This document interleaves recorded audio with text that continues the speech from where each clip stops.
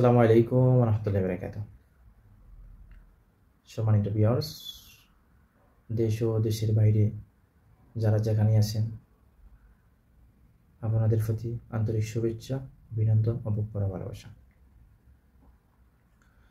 আজকে আমি কিছু কথা কইব আমার বাংলাদেশ সম্পর্কে। আপনারা সবাই শুনবা মনোযোগ দিয়া, আর যদি আমার কথার মাঝে ভুল ত্রুটি থাকে আমার দৃষ্টিতে থাকবো। আমাদের যে একটা বাংলাদেশ অত্যন্ত একটা গরিব দেশ। আমাদের দেশে প্রচুর মানুষ অসহায়, গরিব, দিন আনেতে দিন খায়। অনেক মানুষে ঠিক মতো খাইতেও পারে না, বহুত কষ্ট করে চলতে হয়। সেই শত কোটি গরিব মানুষের প্রতি আমার ভালোবাসা, যে তারা কষ্ট করে দিন মজুরি করি, তারা নিজের ফ্যামিলিরে চালাইতেছে, নিজের বাচ্চা কাচ্চারে খাওয়াইতেছে। এইসব মানুষের প্রতি আমি সেলুট জানাই। যেহেতু কষ্ট করার পরেও হতাশ হয় না, পেরেশান হয় না, স্বপ্ন দেখে। আমি এগুলো কেন কইলাম? কারণ আমাদের বাংলাদেশের যারা ক্ষমতাশালী, যারা ক্ষমতা যায়, তারা এদের কথা একদম চিন্তা করে না। তার ক্ষমতা পাইয়া তারা ভোগ বিলাসে লিপ্ত হয়ে যায়। এইসব মানুষের কথা কে চিন্তা করব? এই অসহায় মানুষগুলোর চিন্তা কে করব? একটা প্রেসিডেন্টের দায়িত্ব কি? সে প্রেসিডেন্টে কি বুঝে? সে বুঝে না। একটা সরকার মানে কি সে কখনো বুঝে? চিন্তা করে যে একটা সরকার মানে কি, একটা সরকারের কতটা দায়িত্ব সে বুঝে না। শুধু মুখ দিয়ে বলে যে আমি বাংলাদেশের সকল জনগণের গার্জেন, কিন্তু সে প্রকৃত দায়িত্ব গার্জেনের পালন করে না। এটা কোনো সরকার হইতে পারে না যে অসহায় মানুষের কথাগুলো চিন্তা করে না। সে শুধু তার চিন্তা করে, তার ক্ষমতার চিন্তা করে। এটা কোনো সরকার হইতে পারে না।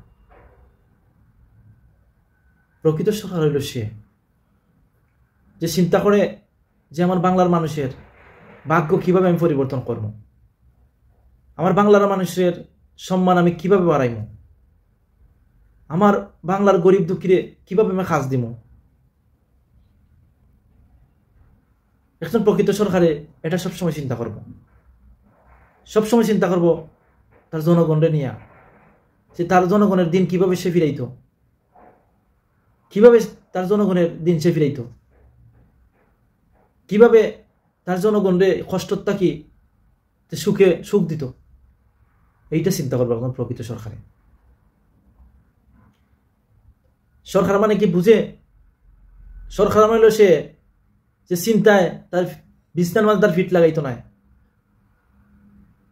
বিছনার মাঝে তার ফিট লাগাইতো না চিন্তায় যে আমি কিভাবে আমার দায়িত্ব পালন করবো, কিভাবে আমি সততার সাথে আমার দায়িত্ব আমি পালন করবো, কিভাবে আমি আনামতের কেয়ানত করতাম না, কিভাবে আমি জনগণের আনামতের কেয়ানত করতাম না, কিভাবে আমি জনগণের আনামত আমি ঠিকভাবে আমি কাজে লাগাইব।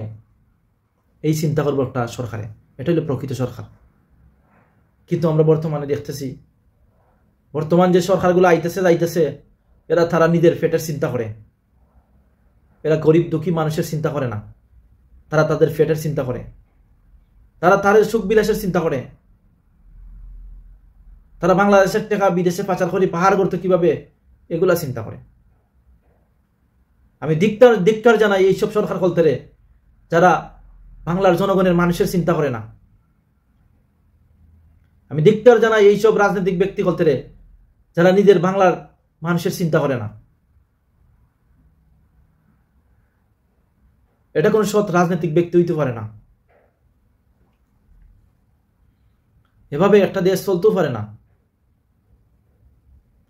তুমি যদি জনগণের গার্জেন হইয়া না উঠতে পারো, তাহলে জনগণের তোমাকে কিভাবে রেসপেক্ট করবো, কিভাবে তোমার জনগণের সম্মান করবো, কিভাবে তোমার আইন দিয়ে মানুষের সম্মান করবো? তুমি তো নিজে আইন বানাও পার্লামেন্টও, তুমি তো নিজে আইন বানাও, তোমার আইনটা একজন সম্মান করবো কিভাবে তুমি যদি বাংলাদেশের জনগণের চিন্তা করো না, জনগণের ফিলিংসটা যদি তুমি বুঝো না, তাহলে তোমার আইনটা কিভাবে মানুষের সম্মান করবো? তুমি আগে সম্মান করা শিখো, তুমি আগে দায়িত্ব পালন করা শিখো, তারপরে দেখো বাংলার জনগণের তোমার আইন মানে কিনা, আইনকে সম্মান করে কিনা। তাই এভাবে কোনো সময় রাষ্ট্রের পরিবর্তন আসবে না, আগে নিজের পরিবর্তন নিয়ে আসো। আজকে 100 সরকারের বিদায় করাইছে, মানুষের মাথার চিন্তা আরব সরকার নিয়ে চলে আসে, কারণ ক্ষমতার লোভ এভাবেই, ক্ষমতার যে এক লোভ এইভাবে মানুষকে স্বৈরাচার বানিয়ে নেয়। এই যে একটা ক্ষমতা, এই ক্ষমতায় মানুষকে এভাবে স্বৈরাচার বানিয়ে নেয়। সে স্বৈরাচার হইতে চায় না, কিন্তু তারে সময়ে স্বৈরাচার বানায় নেয়। কারণ এখানে আমাদের ভুল আছে, আমাদের চিন্তার ভুল আছে, এই জন্য আমরা স্বৈরাচার হয়ে যাই। আজকে যারা আওয়ামী লীগ স্বৈরাচার সরকারের পক্ষে কথা কয়, সাফাই গায়, এদেরকে আমি বলি, যখন 15-16 বছর ক্ষমতা দইরা রাখছিল, মানুষ হত্যা করছিল, গুম করছিল, তখন তো আপনারা কোনো কথা কইতে পারেন নাই, তখন তো ভয়ে আপনারা কোনো আন্দোলন করতে পারেন নাই, পারছেন? আজকে যারা আন্দোলন করছে, যারা জীবন দিছে, যারা শহীদ হয়েছে, যারা হাত চলে গেছে, ফাও চলে গেছে, চোখ চলে গেছে, তারাই কইতে পারবো যে আন্দোলন করতে কতটা কষ্ট হয়েছে তাদের, এই আন্দোলন সফল করতে তাদের কতটা কষ্ট হয়েছে। তোমরা তো এসির রুমে বইসা শুধু মিটা মিটা মাত মাতো, তোমরা এসির রুমে বইসা শুধু মিটা মিটা মাত মাতো। তোমরা জীবনে কোনো আন্দোলন করে কোনো সরকারে ফটাইছো, কোনো স্বৈরাচারে ফটাইছো? ফটাও নাই। এখন যারা মিডিয়ার সামনে বড় বড় মাত মাতে, এদের উদ্দেশ্যে আমি বলতেছি, এইসব ব্যক্তিদের উদ্দেশ্যে আমি বলতেছি, তোমরা কি একবার চিন্তা করছো ওইগুলা মানুষের কথা, যেগুলা জীবন দিছে, প্রাণ দিছে, প্রাণের বিনিময়ে এই স্বৈরাচার সরকারে বিদায় করি একটা গণতন্ত্র রাষ্ট্র নিয়ে আইছে? এইগুলা চিন্তা তোমরা করো না। তাই তোমাদেরকে আমি ধিক্কার জানাই, তোমাদেরকে দিয়ে কোনো সময় জাতির কল্যাণ হবে না, তোমাদেরকে দিয়ে জাতির অমঙ্গল হবে, কোনো সময় জাতির কল্যাণ হবে না, কারণ তোমরা হলো স্বার্থলোভী মানুষ। এই বাংলাদেশ 18-22 কোটি মানুষের অধিকার আছে এই বাংলাদেশে কথা বলার, সবার কথা বলার অধিকার আছে। তুমি উপর লেভেলে চলে গেছো, তুমি কুর্সিতে বৈশা গেছো লাগি তুমি কথা বলবে এরকম নয়। এই বাংলাদেশের প্রত্যেকটা মানুষের কথা বলার অধিকার আছে। তুমি যদি আমার কথা মানো না, তুমি যদি মনে করো তুমি বড়, তোমারে আমি মানি না। তুমি আগে মানুষকে ইজ্জত করা শিখো, সম্মান করা শিখো, তোমার ভিতরে আগে সততা কায়েম করো, দেখো তোমার কথা মানুষে মানে কিনা। তাই এখন যারা আওয়ামী লীগের বিরুদ্ধে যারা সাফাই গায়, আমি এদের উদ্দেশ্যে বলতেছি, কোন শর্মে তোমরা আওয়ামী লীগের বিরুদ্ধে সাফাই গাও? আওয়ামী লীগ সরকারের বিচার তোমরা কিভাবে করো না, কিভাবে এটারে তকিত রাখি দিছো? এদের বিচার হইতো না? এরা যে 15-16 বছর তোমার ক্ষমতার অপব্যবহার করছে, মানুষের প্রতি জুলুম করছে, এদের বিচার হইতো না? এদের বিচার যদি না হয়, এরপরে সরকার এইসব কর্মকাণ্ড করবো, তারাও ভাববো আওয়ামী লীগ সরকারের বিচার হইছে না, আমাদের বিচার কেন হইব?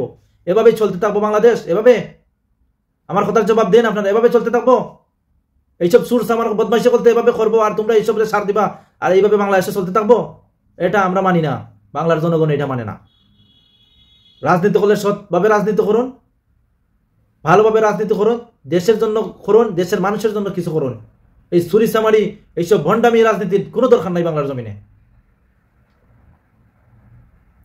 আমার কথায় আপনাদের কষ্ট লাগতে পারে, আমি কিন্তু কথা যা বলছি রাইট বলছি।